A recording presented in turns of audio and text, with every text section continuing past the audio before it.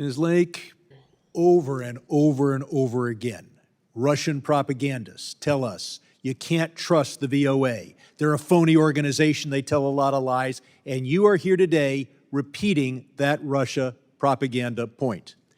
Again and again and again, Chinese government agents tell their people, do not believe the voice of America. They tell lies. And you are here repeating that Chinese propaganda point. What's particularly illustrative is my colleague said, you know, you have 300 to 400 million listeners per week nationwide, worldwide, and you said you can't trust that number. It comes from the government. That number is quite consistent with the numbers issued by the Trump administration in 2017 and 2018. Everybody in this room knows that I don't trust Donald Trump. Now they know you don't trust Donald Trump. Having administered that agency for 4 years, issues numbers as to how many listeners they have, and you say don't trust them. That's because now, excuse me, it's my time. Ms. Lake, do you know the rules here? Follow the rules. Now, you had your opening statement. This is my 5 minutes. Mr. Putin wants to weaken America. There are those in America who want to help him. Those who want to help Putin know that they can't just scuttle an American aircraft carrier. So they're trying to do something that is far more dangerous to our role in the world and our national security, and that is to scuttle our international broadcasting. Now, we have a bipartisan Armenian caucus, 2 chairs, 2 co-chairs. You have eliminated all Armenian language broadcasting. Did you consult with any of the chairs or co-chairs of the Armenian caucus in Congress before you cut off that broadcasting? That's a yes or no question. Nope. That's how decisions are made. And I'm sure you didn't consult with the U.S. ambassador in Yerevan either.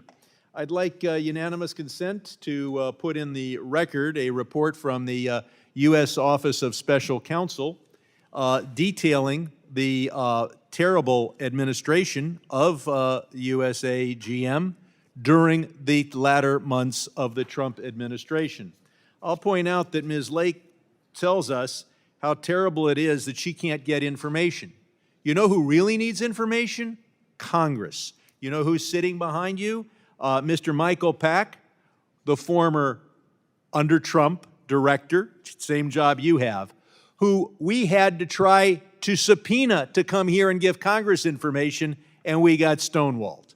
But had we had Mr. Pack here, in your testimony, you talk about how there's waste, and we would have detailed all the waste of your Trump-appointed predecessor, and how the $1.6 million of personnel claims that you cite occurred chiefly under the Trump administration.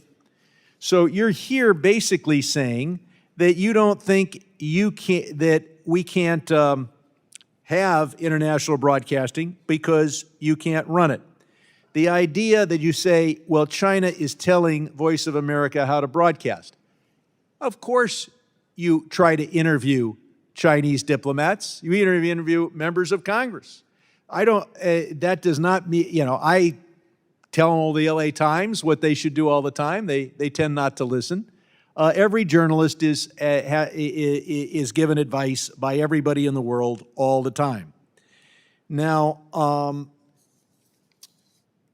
I think Ms. Kim did a good job of illustrating the problems with closing down our broadcasting efforts.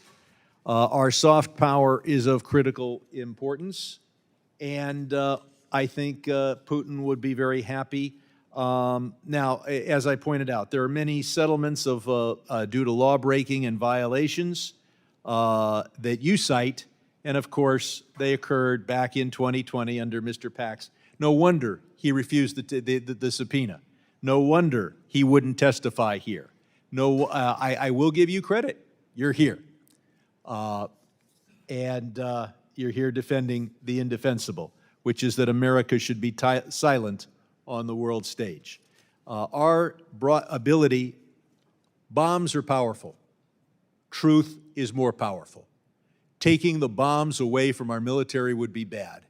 Taking truth away from our public diplomacy efforts is worse. I yield back.